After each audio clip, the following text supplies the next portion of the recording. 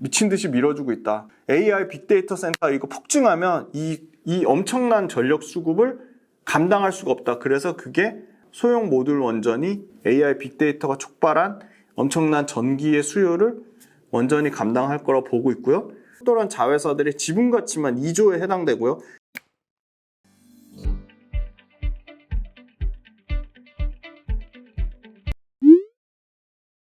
네, 안녕하세요. 김지훈의 훈훈한 주식의 김지훈입니다. 오늘은 4월 16일 화요일입니다.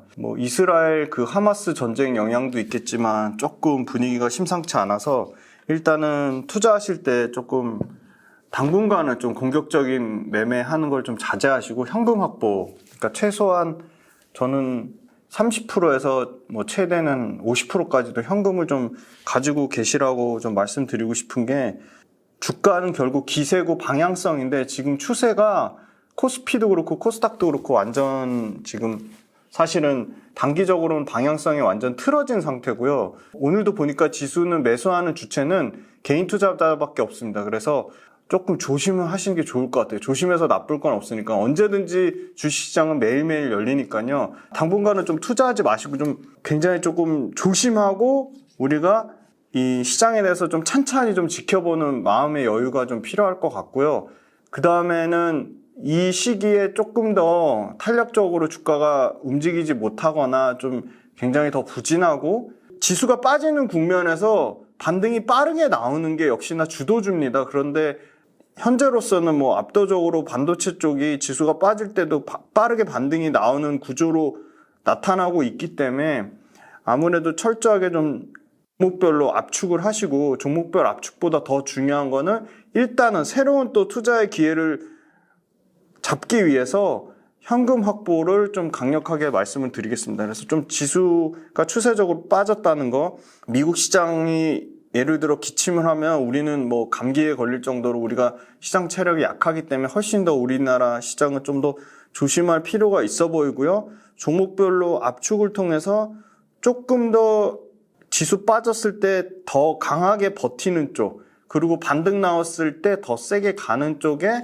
내 포트폴리오를 집중하시는 게 아무래도 확률적으로 높을 것 같습니다. 물론 저도 과거에 20년 동안 투자를 하면서 지수 빠졌을 때 더 빠져서 더 싼 거, 저가 이런 걸 많이 찾았는데, 그런 거는 회복이 되더라도 확률적으로 회복이 느릴 가능성이 매우 높습니다. 우리가 센 쪽에서 매매를 해야지 아무래도 더 빨리 회복되고, 그리고 수익률 측면에서도 수익률을 더 높은 쪽으로 상향시킬 가능성이 센 놈, 그러니까 지수보다 항상 초과 상승 나는 업종에서 투자의 기회도 잡으시고, 거기서 포트폴리오도 중심 포트폴리오로 압축하시기를 꼭 좀 당부의 말씀 드리고요. 오늘 1등 종목이 두산 에너빌리티여가지고 두산 에너빌리티를 가져왔습니다. 자, 먼저 기사부터 보시겠습니다. 해외 수주 너마저 초반부터 흔들, 두산 리사이클 솔루션 배터리 재활용 원료 공급처 확대. 이 두산의 리사이클 솔루션도 이 전구체를 CNGR이라는 중국 회사와 협업을 통해서 배터리 재활용 원료 공급처 확대를 나서고 있고요.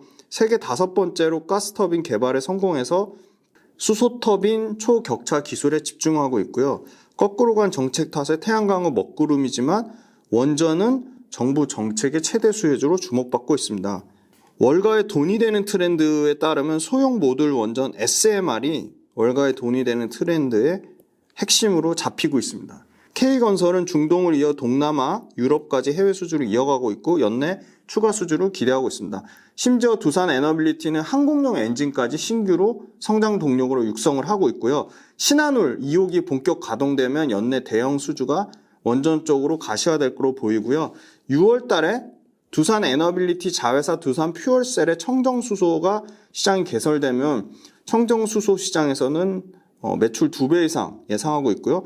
두산 에너빌리티의 해상풍력 발전기, 요게 1호가 확대가 되고 있고요. 지금 제주도, 전남, 신안 다양한 지역에 지금 해상풍력이 극도로, 해상풍력 연평균 성장률은 26%입니다. 미래 에너지 기술로 퀀텀 점프. 두산 에너빌리티가 3년 동안 미래 에너지 기술에 2조 4천억을 투자한다고 합니다. 지금 이 원전을 무시하면 안 되는 게 원전의 그 방사능 누출 우려 때문에 극심한 반대를 했던 신한울 주변 주민들조차 적극 찬성하고 있습니다. 엄청나게 원전이 유발하는 경제 효과 때문입니다.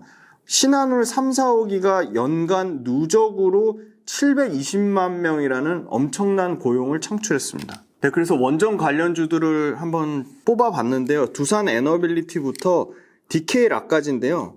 그 다음에 건설사 중에는 원전 관련돼서 적극적으로 하는 데가 역시나 1등은 삼성물산이고요. 그 다음에 현대건설, 그리고 대우건설입니다. 그 다음에 원전 관련된 주기기, 주력 설비는 두산 에너빌리티가 하고요.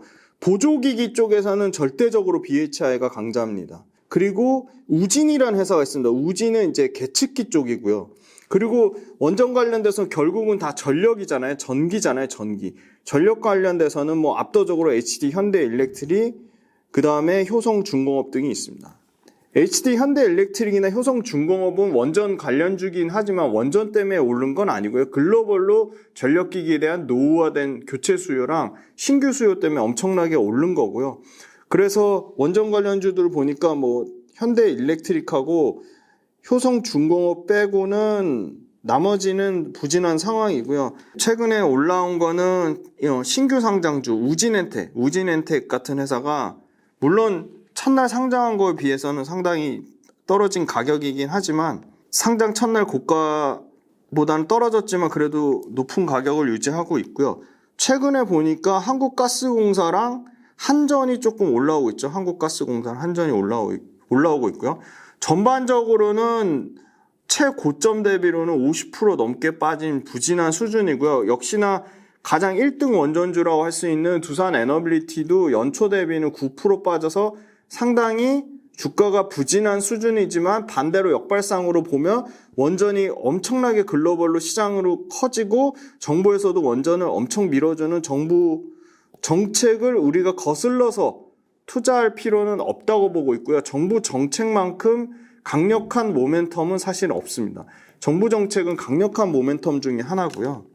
그래서 원전 관련된 주 중에 두산 에너빌리티, 그리고 BHI, 그 다음에 우진 모두 부진한 상황이지만 이 부진이 지속적으로 이어질 거란 거에 대해서는 저는 반대 의견이고요. 정부의 원전 지원 사업만 4조입니다. 엄청나게 큰 규모고요. 정부가 120개 국정과제 중에 탈원전 정책을 진작에 지금 탈원전 폐기를 했고요. 그 다음에 원자력 사업 생태계를 강화했습니다. 체코하고 폴란드에 대한 원전 수출 기대감은 여전히 살아있고요. 이게 원전이 사실은 상당한 전력 대안 중에 굉장히 좀 중요한 부분입니다. 그래서 그 주요 국가별로 킬로와트당 원전 건설 단가가 한국이 제일 싸고요. 그 다음에 네덜란드, 미국, 영국 원전 협력을 상당 부분 MOU 체결하면서 원자력 외교를 강화하고 있습니다. 그리고 노후화된 원전의 그 계속 운전 신청 기한을 기존에 2년에서 5년이었다면 5년에서 10년으로 노후화된 원전 계속 운전하는 사용 수명 만료일을 연장시켰고요. 신한울 3, 4호기가 신규로 지금 건설 재개 중에 있죠. 그리고 신규 원전 건설 내용이 11차 전력 수급 기본 계획에 포함될 거라고 당연히 기대를 하고 있습니다. 그러면 11차 전력 수급 기본 계획 아마 곧 발표 예정인데요. 신규 원전이 최소 2개에서 최대 6개까지 확대될 거라고 보이고요. 다만 이제 이게 확보가 되려면 사용 후 핵 연료 저장 공간 확보가 돼야 됩니다. 그런데 지금 국내 이 고준위 방사성 폐기물 관리 특별법안, 국회 계류 중인 고준위 방사성 폐기물 요 관리 특별법안이 통과가 돼야 되고요.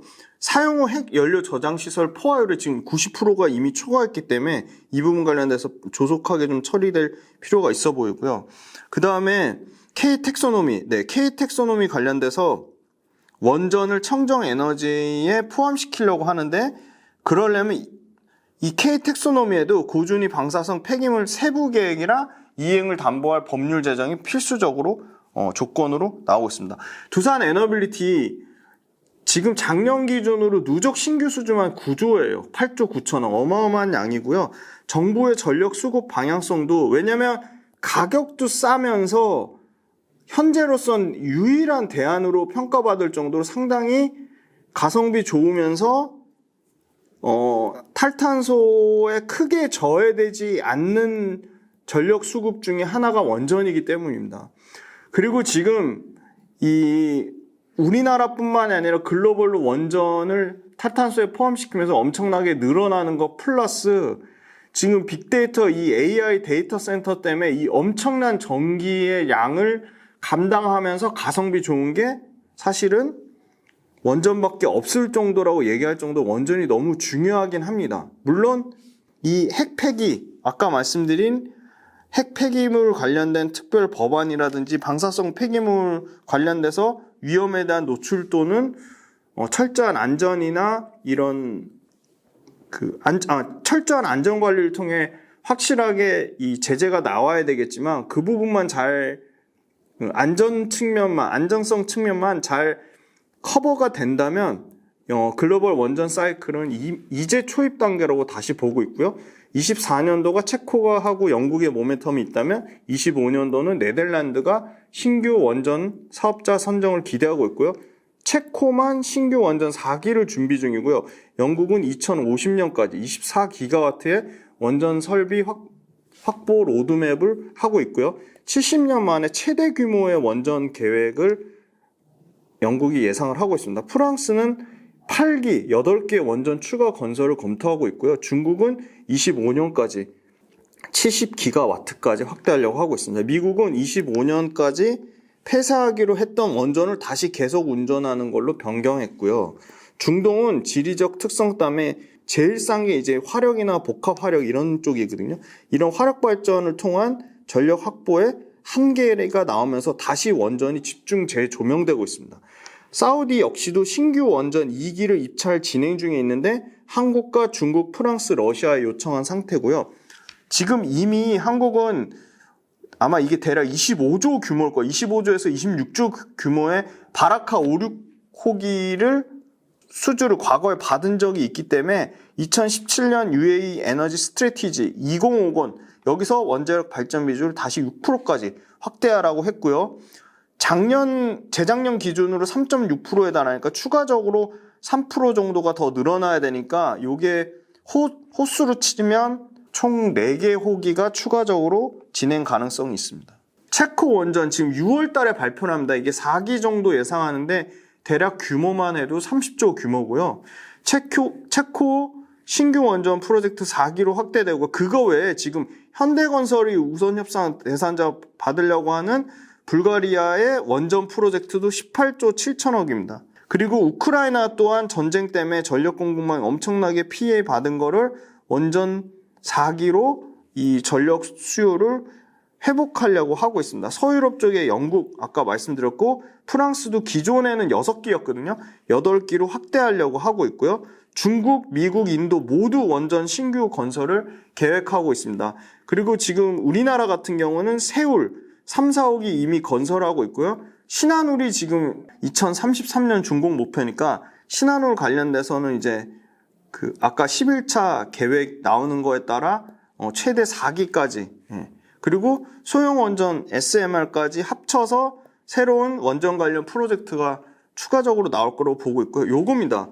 보스턴 컨설팅 그룹이 미국 데이터 센터 전력 소비량이 현재 작년 기준으로 2.5%였다면 2030년까지 7.5%까지 3배 이상 늘어나는데 이거 관련된 전력을 담당할 만한 마땅한 대안이 사실 풍력이나 태양광 굉장히 아주 강력한 신재생 에너지로 전력 소비를 담당할 수 있는데 에너지가 너무 간헐적이라 상당히 불안정한 겁니다. 에너지 수급이 너무 불안정해요. 그래서 풍력이나 태양광이 불안정하기 때문에 그거를 보완할 게 풍력 태양광의 에너지를 저장해 놓는 ESS 에너지 저장 장치 시장이 클 수밖에 없는 거고요. 근데 풍력하고 태양광 그 이상을 보는 게 지금 원전이고요. 원전을 통한 전력 수급이고요. 9차 때 원전 비중이 25%였다면 10차 때는 32.4%까지 급격히 증가하고요. 2030년 전력 수급 계획을 보면 원전은 35%까지 확대되고요. 신재생 에너지 30.6%를 초과할 계획으로 보고 있습니다. 그래서 정부는 장기적으로 2030년까지 핵심 전력원으로 원전을 택한 부분이고요. 11차 전력 기본 수급 계획은 2024년, 당장 올해부터 38년까지 해당되는 거기 때문에 정부에서 지금 원전 승인 절차 기간을 단축하면서 원전을 적극적으로 밀어주고 있습니다. 정부 정책에 절대 반하는 투자는 하시면 안 되고요. 유럽도 이미 탈원전 포기한 지 오래됐습니다. 유럽은 LNG 발전으로 원전 대체가 이미 실패를 했고요. LNG 발전의 부진과 러시아 우크라이나 전쟁 여파 때문에 LNG 발전에 대한 끊임없는 리스크가 부각되는 상황이고요. 유럽이나 중동, 아프리카도 결국 대안은 원전이라고 신규 원전 건설을 추진하고 있습니다. 체코, 그 외에 네덜란드, 사우디가 신규 원전 6기 건설했던 폴란드의 다음 후보지가 되고요. 중장기로는 이 외의 나라인 아랍에미리트, 튀르키예, 우간다, 불가리아 등이 글로벌 친원전 사이클을 가속화시킬 것으로 보고 있습니다. 국내는 10차 전력 기본 수급 계획의 원자력 비중을 2030년에 10차 때 이미 2030년 원자력 비중은 34.6%까지 확대했고요. 24년 올해 새로 발표되는 11차 때는 24년 올해 새로 발표되는 11차 때는 35% 초과할 것으로 보고 있습니다. 그러면 과거에 중단했던 원전 4기 건설이 재개될 것으로 보이고요. 신규 원전 프로젝트 당연히 진행될 수밖에 없다. 체코 6월 달에 발표하는데 웨스팅하우스 조기 탈락하면서 첫 해외 수주 가능성이 관련 기업들의 원전주의 첫 해외 수주 가능성이 매우 높다고 보고 있는 게요. 지금 체코 같은 경우는 체코 두코반입니다. 두코반이 우선 협상자 대상에 지금 경쟁사가 프랑스 국영전력사 EDF입니다. 그래서 지금 우리가 이 글로벌로 EPC 경쟁력 기반의 수주 가능성이 상당히 높다고 보고 있고요. 경쟁사가 지금 프랑스 국영전력사 한 개밖에 없다. 그리고 지금 국내 총 수요 전력 기준 최대 전력이 엄청나게 지금 2039년에 150에서 2051년에 202기가와트시까지 성장할 전망이고요. 총 수요 최대 전력이 계속적으로 가파르게 계속 늘어나고 있습니다. 당연히 데이터 센터부터 해가지고 모든 이 AI 반도체가 촉발한 전기 부족 현실이 앞으로 굉장히 가속화되고 급증할 것으로 보여요. 요거 엄청 재미난 데이터인데 2027년까지 AI 서버가 연 소비하는 에너지의 양, 전기 양은 스웨덴이나 네덜란드 국가 맞먹을 수준까지 확대되고요. 지금 이제 깔짝대는 텍스트 생성 AI보다 이미지는 60배예요. 그럼 동영상을 얼마나 많이 쓸지 상상 초월이죠. 텍스트 생성 AI보다 전기를 60배 더 쓰는 이미지 생성 AI 보편화되면 데이터 센터 건설이 폭증하고요. 전기는 상상 초월하게 부족한 현실이 닥쳐오고 있습니다. 그래서 그 대안으로 SMR, 소형 모듈 원전, 그래서 엄청난 AI 데이터 센터 촉발한 전기 부족의 현실적 대안으로 SMR, 소형 모듈 원전인데요. 요거 개념이 뭐냐면 대형 원전 크기의 100분의 1 정도밖에 안 되고요. 그냥 공장에서 전부 제작이 가능하고요. 외부에서 설치하거나 제작할 필요가 없고요. 설치비도 상당히 싸고요. 그 다음에 냉각수, 그죠? 원전 핵심 관련된 냉각수 필요하지 않고요. 육지에서, 해상에서 안 짓고 육지에서도 가능하고요. 그 다음에 가장 좋은 거, 데이터 센터, 엄청난 전력 소비를 하는 데이터 센터 바로 옆에 설치할 수 있어요. 그래서 미국의 일부 업체들, 미국의 최근에 나오는 소형 모듈 원전 업체가 이 데이터 센터 바로 옆에 지금 짓고 있잖아요. 빅테크 회사들 옆에. 방사능 유출 사고가 대형 원전의 10,000분의 1이라고 합니다. 그러면 10억 년에 한 번 방사능 유출 사고가 일어날까 말까 한다는 얘기고요. 다만 이제 수명이 SMR이 50년인데 실제 사용하는 국가는 중국하고 실사용화된 나라는 중국하고 러시아밖에 없어서 아직 시간이 좀 필요해 보이고요. 바이든이 미국 역사상 처음으로 페로 원전 재가동 사업에 2조 대출 지원을 했고요. 결국은 그 말은 노후 원전 수명을 연장하는 데 초점을 맞췄다는 거고요. 트럼프 같은 경우는 어젠다 47 여기서 원전 관련된 지원을 아끼지 않겠다고 밝혔고요. 영국 국가 원자력에 따르면 2035년 기준으로 세계 소형 모듈 원전은 626조까지 확대된다는 거고요. 보세요. 바이든하고 트럼프하고 둘 다 원전은 적극 지원하겠다는 겁니다. 그러니까 바이든이 되든 트럼프가 되든 모두 수혜를 받을 수 있는 게 원전이고요. 요거 원전의 주 원료가 우라늄이죠. 우라늄의 5분의 1을 러시아가 갖고 있습니다. 그러면 이 우라늄 관련된 ETF나 이것도 수요 공급이 상당히 타이트해질 가능성이 높고요. 미국은 러시아 우라늄 안 쓰겠다고 수입 금지를 했죠. 그래서 그 부분도 영향이 있을 거고요. 자, 아까 말씀드린 각종 신재생 에너지 그리고 석탄화력, 복합화력 이런 에너지 가격이 지정학적 이슈 때문에 상당히 불확실하고요. 두산 에너빌리티 같은 경우는 자, 기본은 발전 설비, 단수 설비, 주단 조품, 건설 그리고 자회사로 두산 바켓이 자회사입니다. 건설기계 쪽에 두산 바켓이 있고요. 수소 연료전지 쪽에 두산 퓨얼셀이 있습니다. 우리나라가 지금 원전이 얼마나 중요하냐면 지금 이미 지어진 한울 1호기에서 6호기, 신한울 1호기, 0이 아닙니다. 신한울 1호기, 2호기 8기 원전만 국내 총 전력 소비량의 10% 이상을 차지하고요. 두산 에너빌리티 대략 올해 17조 2천억에서 17조 4천억 매출 중에 두산 에너빌리티 본 발전 설비 쪽 매출이 40%를 차지하고 6조 9천억, 자회사 두산 바켓이 9조 7천억의 매출, 비중은 56%, 연료전지 쪽에 두산 퓨얼셀이 이제 5천억 매출의 3% 비중인데요.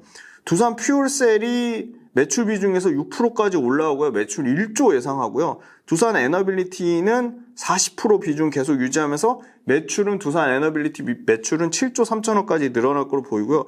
두산 바켓도 매출 비중 55%에 매출 사이즈는 10조 정도를 안 떨어지고 유지할 거로 보이고요. 두산 에너빌리티도 미국의 뉴스케일이나 엑스에너지 같은 SMR에 지분 투자를 했습니다. 그리고 24년 올해 가이던스에 최초로 4천억의 소형 모듈 원전 SMR 수주가 포함될 것으로 보이고요.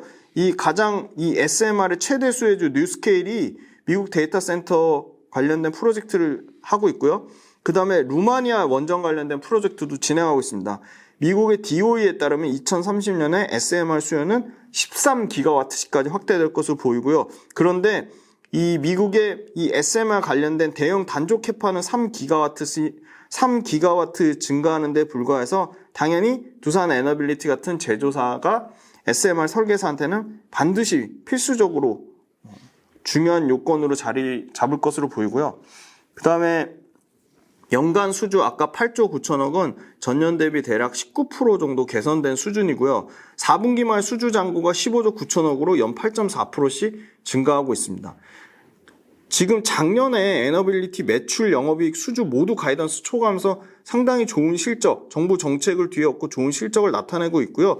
올해도 매출 가이던스는 회사 측에서 6조 8천억에 영업이익은 시장 컨센보다 15% 개선된 2,500억을 예상을 하고 있고요. 수주는 6조 3천억인데 작년 8.9조 대비해서는 소폭 감소를 예상하고 있습니다. 다만 이제 신한울 3, 4억이 3조 6천억을 감안하면 감소폭이 그렇게 큰 건 아니다. 그리고 25년도가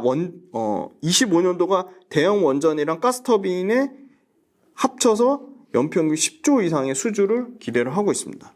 그 다음에 이 두산 에너빌리티가 2019년에 세계에서 5번째로 개발한 가스터빈, 요게 340개 이상의 산업, 학계, 그 다음 연구소, 산학연 340개 이상의 산학연이 연합해서 한 거고요.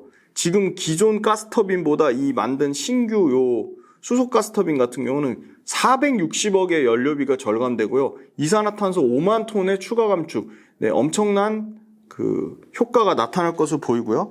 두산 바켓, 두산 퓨얼셀 모두 3년간 아까 2조 4천억 투자하는데 그중에 이 SMR 소형 모듈 원전하고 대형 가스터빈에 거의 1조 가까이 8,065억을 투자하고요. 두산 퓨얼셀 같은 경우는 ESS 에너지 저장 장치 증설에 3년간 2,376억을 투자합니다. 두산은 이미 수소 생산부터 유통, 활용까지 모든 밸류체인을 구축하고 있고요. 글로벌로 지금 약 70개 SMR이 개발 중에 있다고 합니다. 가스터빈 같은 경우는 작년 7월 달에 상업 운전 성공했고요. 두산이 지금 가스터빈 5년간 7조 수주를 목표로 하고 있습니다. 수소터빈으로 이제 바뀔 건데 수소터빈은 2030년까지 40조까지 시장이 확대되고요. 현재로서는 현실적으로는 수소, 가스 반반 섞어서 연소시키는 수소터빈이 당장 25년도에 개발이 완료되고 2027년에는 100% 수소로 전기를 생성하는 수소터빈을 2027년에 400메가와트 규모로 개발하려고 하고 있습니다. 이 왜 수소가 이렇게 중요하냐? 30%만 섞으면요, 이 천연 액가스죠. LNG보다는 CO2 배출이 10.4%나 감축이 되고요. 수소를 50% 섞으면 CO2가 21.4%가 감소됩니다. 안 쓸 이유가 없는 거죠. 가격만 싸다면. 25년 이상의 울산 복합화력발전소에 25년도부터 울산 복합화력발전소에 가스터빈을 27년까지 270메가와트 수소 가스터빈으로 전환하는 실증 사업을 진행하고 있고요. 또 암모니아를 연료로 사용하는 수소 터빈도 개발하고 있습니다. 두산 퓨얼셀, 두산 에너빌리티의 자회사 두산 퓨얼셀은 수소 활용의 대표 분야의 수소 연료전지 시장을 당연히 주도하고 있고요. 특히 발전용 연료전지 관련돼서는 점유율 62%에 달할 정도로 압도적입니다. 그리고 고체 산화물 연료전지, SOFC라고 하는 고체 산화물 연료전지, 이게 차세대 수소 연료전지인데 이것도 사업화를 진행하고 있고요.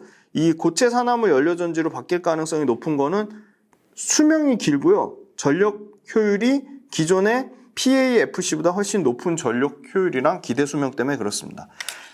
신화울 2기 포함해서 총 26기의 원전이 지금 우리나라에 운영 중이고요. 원전은 정부가 24년이 원전 제도약해라고 보고 있습니다. 상당히 강조하고 있죠.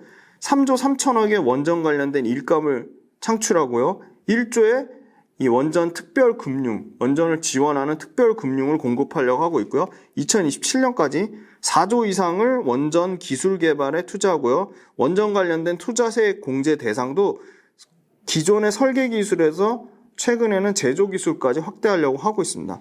한수원의 그 데이터에 따르면 원전 가동률이 2019년에 71%에서 2023년에 82%까지 상당히 개선되고 있고 원전 가동률이 굉장히 빠르게 올라오고 있습니다. 아까 조 바이든, 트럼프 모두 원전 확대를 주장하고 있고요.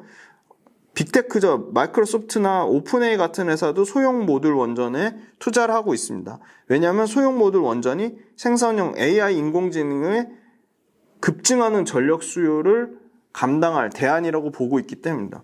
두산 에너빌리티는 해상풍력 관련된 자체 기술도 국내 최다 실적을 갖고 있습니다. 이미 2011년에 아시아 최초 3메가와트 해상풍력 개발 국제인증을 끝냈고요. 23년 11월에 8메가와트급 해상풍력 발전에 대한 국제인증도 마쳤습니다. 정부가 차세대 원자로 관심기업 8개사랑 민간 MOU 체결했는데 여기에 당연히 두산 에너빌리티가 포함되어 있고요. 두산 에너빌리티가 이제 차세대 에너지로 수소가 무한 에너지이면서 친환경성 때문에 수소를 강조하고 있고요. 두산 퓨얼셀 자회사 두산 퓨얼셀이 수소 연료전지인데 수소하고 산소 화학 반응을 통해서 전기를 직접 생산하는 이 발전기가 수소 연료전지고요. 발전용, 가전용, 수송용, 휴대용 4가지가 있습니다. 아까 발전용만 점유율이 62%에 달하고요. 지금 일반 수소보다 5배 이상 큰 청정수소, 아까 청정수소 관련돼서 적극적으로 지금 두산 퓨얼셀이 참여하고 있고요. 과거에 청정수소 전에 일반 수소의 경쟁자가 2개였다면 지금 청정수소 같은 경우는 롯데케미칼하고 SK에너지, ENS가 참여하면서 경쟁사가 4개로 늘어났습니다. 그리고 두산 퓨얼셀은 신사업으로 선박용이라든지 육상용 수소 연료전지 시장에도 집중 개발하고 있고요.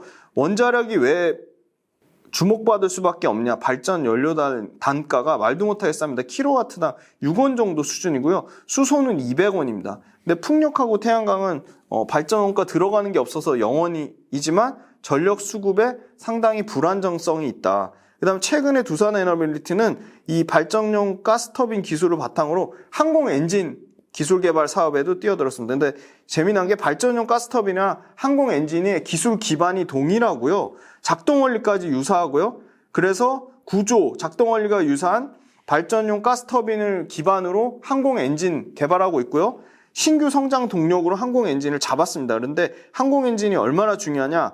과학기술 정보통신부의 12대 국가전략기술에도 해당되면서 10대 국방전략기술에도 포함이 됩니다. 그래서 이 항공엔진 국산화를 하려고 하고 있고요. 항공엔진 개발 기간 최소 10년 이상 걸리고요. 국산 기술에 성공하면 수백조 시장이 열릴 거라고 보고 있습니다. 일단 두산 에너빌리티 같은 경우는 항공엔진 중에 군용 무인기 시장에 먼저 뛰어들었고요. 군용 무인기는 2030년까지 대략 50조 시장이고요. 전체 군용기가 한 72조 시장을 예상하고 있습니다. 이스라엘 하마스 5차 중동 전쟁 때문에 에너지 위기는 계속 고조되고 있고요. 작년 12월 기후변화 협약 때 한국을 포함한 22개국이 2050년까지 세계 원자력 에너지 발전 용량을 20년 대비 몇 배, 총 3배 이상 확대하기로 합의를 끝냈고요. 특히 에너지 스트레스에 민감한 유럽이 적극적으로 원전을 적극 육성하고 있습니다. 네, 그래서 에너지 스트레스에 민감한 유럽이 가장 좀 적극적으로 원전 관련돼서 확대하려고 하고 있고요. 22년 기준 유럽연합의 전력의 22%를 원전이 이미 감당을 하고 있고요. 원전 발전량의 절반은 프랑스가 원전 강국입니다. 생산하고 있습니다. 폴란드, 불가리아, 그리고 그 외 루마니아, 동유럽 국가들은 원전을 새로 건설하려고 계획하고 있고요. 유럽연합 12개국이 100개 이상의 원자로를 가동하고 있는데 그것 뺀 전 세계에서 60개 원전이 신규로 건설 단계에 있습니다. 그리고 두산 에너빌리티의 자회사죠. 두산바켓, 두산퓨얼셀 두산 건설이 있는데요. 이 지분율을 봤더니 밥켓이 51.1%고 오늘 종가 기준으로 할인율 50% 적용하니까 1조 3,700억의 지분 가치가 있고요. 두산 퓨얼셀의 지분은 34.8%입니다. 그래서 할인율 아주 보수적으로 50% 잡아서 2,091억의 지분 가치가 있고요. 두산 건설하고 큐벡스 거는 메리츠 증권 레포트를 참조했습니다. 할인율 20% 적용해서 3,900억. 그래서 두산 에너빌리티가 갖고 있는 자회사의 지분 가치만 할인율 50% 적용해도 2조의 지분 가치를 갖고 있다. 자회사들의 지분 가치 대략 자회사 지분 가치만 2조입니다. 그러면 두산 에너빌리티의 사실은 오늘 종가 기준으로 시총이 9조 3천억이니까 9조 3천억 빼기 두산 에너빌리티가 가진 지분 가치 2조로 빼면 원전에 대한 지분 가치는 7조 3천억밖에 부여를 못 받는 상황인 거다. 이해되시죠?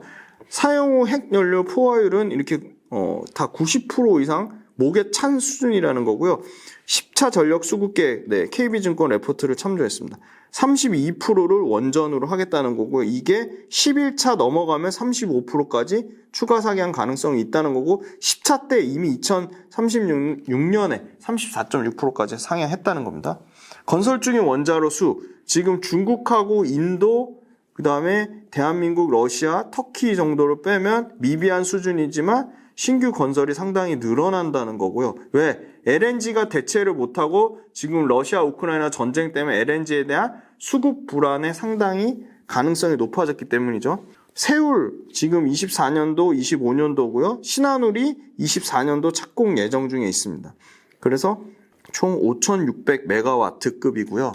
그 다음에 현 정권 원자력 발전 정책 10차 전력 수급계 에너지 정책 원자력 발전 정책에 원전의 계속 운전과 신규 원전 개발, 원전 해외 수출 10기 목표, 신한울 3, 4호기 프로젝트 재개, 세울 3, 4호기 적기 가동 준비 이렇게 나오죠. 그 다음에 원전 발전 설비 구성계, 원전 발전량 현황, 국내외 원전에 대한 정책 발표. 그래서 해외 원전 건설 관련돼서 지금 폴란드가 가장 빠를 거로 보이고요. 6월달. 그다음 체코가 있고요.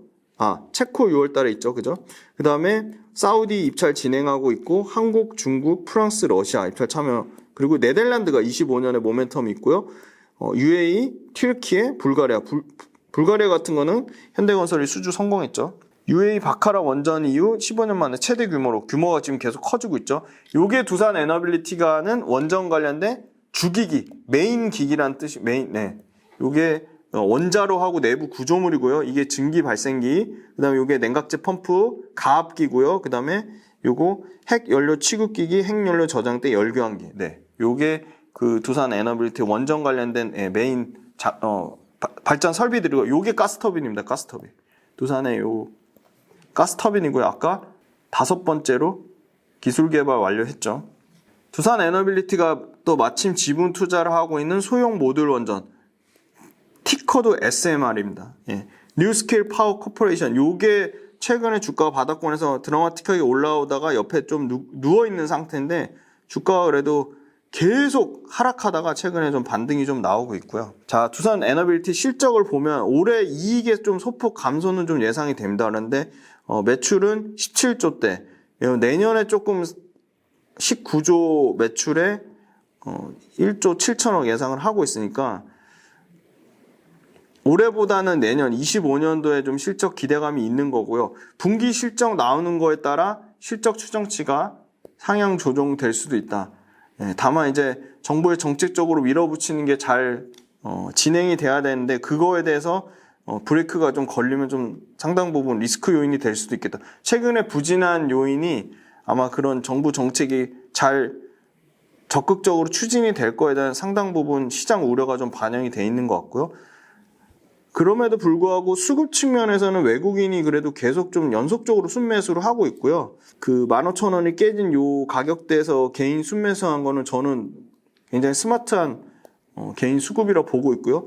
열심히 기관은 최근에 팔면서 주가를 굉장히 부진하게 누른 측면이 있습니다. 그다음에 요 두산 에너빌리티 일본 가격인데요. 15,200원, 16,600원, 17,900원, 19,300원이 저는 의미 있는 가격대라 보고 있고요. 사실은 이 전고점 가격대를 하락하니까 이 16,500원대 가격대도 이탈하면서 추세적으로는 지금 RSI 그 보조 지표상에 과매도 구간이 나왔습니다. 요건 월봉인데요. 월봉상의 의미 있는 가격은 1,400원, 15,800원. 네, 15,800원, 15,800원 지금 이탈했죠. 네. 그 다음에 23,100원 가격대가 의미 있는 가격대라 보고 있습니다. 네, 두산 에너빌리티 핵심만 요약드리면 정부에서 미친 듯이 밀어주고 있다. 그 다음에 글로벌로 AI 빅데이터 센터 이거 폭증하면 이 엄청난 전력 수급을 감당할 수가 없다. 그래서 그게 아마 소형 모듈 원전이 이 AI 빅데이터가 촉발한 엄청난 전기의 수요를 원전이 감당할 거라 보고 있고요. 두산 에너빌리티는 원자력 주기기의 핵심 제조업체로서 글로벌로 상당한 레퍼런스를 갖고 있고 이미 우리나라가 원전 관련돼서 민간 원전에 그 정부에서 투자하는 것만 4조가 넘기 때문에 이 부분 관련돼서도 계속 레퍼런스, 글로벌 레퍼런스를 쌓을 거라 보고요. 두산 에너빌리티도 소형 모듈 원전의 진심이고요. 그 다음에 두산 에너빌리티의 똘똘한 자회사, 두산 바켓, 그 다음에 두산 퓨얼셀. 두산 퓨얼셀은 발전용 연료전지 독점 62%인데 청정수소까지 일반 수소의 5배 이상 커지는 청정수소 쪽에서도 두산 퓨얼셀이 독점할 거로 보이고요. 두산 바켓은 뭐 실적 좋은 거 말씀드렸고, 그래서 이런 자회사, 똘똘한 자회사들의 지분 가치만 2조에 해당되고요. 그 2조를 뺀 나머지 7조 3천억 정도가 두산 에너빌리티가 갖고 있는 원전 관련된 그건데, 두산 에너빌리티는 소형 모듈 원전에 글로벌 이 미국에 있는 뉴스케일 파워, 뉴스케일에 대한 지분 투자도 갖고 있다. 그래서 정부의 정책을 거스르는 투자를 하지 말자. 그게 핵심이라서 정부에서 밀어주고, 그리고 마지막으로 두산 에너빌리티는 AI 데이터, 빅데이터 센터권 관련된 급증하는 전기를 충당하는 수요도 있지만 바이든이 됐든 트럼프가 됐든 양쪽에서 원전을 지원하고 있다는 거고요. 글로벌로 지금 극명하게 늘어나는 중동과 유럽의 뭐 가장 강력한 경쟁사라고 할 수 있는 게, 일단 체코 같은 경우는 프랑스의 국영 전력사 EDF 정도가 체코 같은 거는 경쟁사고, 그 다음에 글로벌로 지금 경쟁사라고 할 수 있는 거는 뭐 웨스팅하우스 정도인데 상당히 국내 업체들이 글로벌 레퍼런스를 갖고 있고, 상당 부분 글로벌 원전 수주도 두산 에너빌리티를 포함해서 국내 뭐 한수원이라든지 한국전력이라든지 그 다음에 뭐 현대건설이라든지 삼성물산이라든지, 왜냐면 현대건설이 볼리비아의 수주 15조 8천억짜리 수주 받은 걸 또 봤을 때 상당히 국내 업체들의 EPC 그리고 이 주기기를 만드는 회사들이 두산 에너빌리티를 포함해서 상당한 경쟁력이 있다. 그래서 정부 정책에 가장 큰 수혜주로 두산 에너빌리티를 꼽을 수 있다고 보고 있고요. 최근 주가는 부진했지만 이 주가 부진한 만큼 실적이 깨지면 그건 큰 문제인데, 실적은 물론 올해 작년에 매출, 이익, 수주, 컨센서스 모두 초과했기 때문에, 작년에 워낙 실적 좋았기 때문에 올해 소폭 실적 감소의 우려는 있지만, 그럼에도 불구하고 올해 17조 2천억에서 17조 4천억대 매출에 영업이익 1조 3천억대, 나쁘지 않다고 보고 있고요. 내년에 매출과 이익이 모두 10%에서 최대 20%까지 증가하는 그림이기 때문에 두산 에너빌리티는 계속적으로 추적해야 되고, 충분히 원전 관련된 압도적인 1등주이기 때문에 관심을 가져야 된다, 그렇게 말씀드릴 수 있겠습니다. 네, 1등주로 두산 에너빌리티를 꼽아 주셨기 때문에 두산 에너빌리티도 1분기 실적 나오면 지속적으로 업데이트 해드리도록 하겠습니다. 네, 김지훈의 훈훈한 주식 계속 많이 응원해 주시고 격려해 주셔서 너무 감사드리고요. 그리고 댓글로 한번 찾아봐 주세요 하고 과제 내드린 거 열심히 자료조사 하신 분들도 진심으로 너무 감사드립니다. 그리고 주식시장이 지금 당분간 좀 어려울 것 같아요. 힘든 국면일 것 같은데, 요럴 때 좀 더 전략적으로, 좀 더 기민하게 유연한 사고를 가지고 대처하셨으면 좋겠고요. 40에서 50% 이상 현금 확보해 두시면 분명히 또 좋은 기회가 열릴 거라고 믿습니다. 오늘 두산 에너빌리티 외에 투표 열심히 해주셨던 종목들 중에 또 좋은 종목을 추려서 다음 시간에 최대한 또 빨리 만나 뵙도록 하겠습니다. 감사합니다.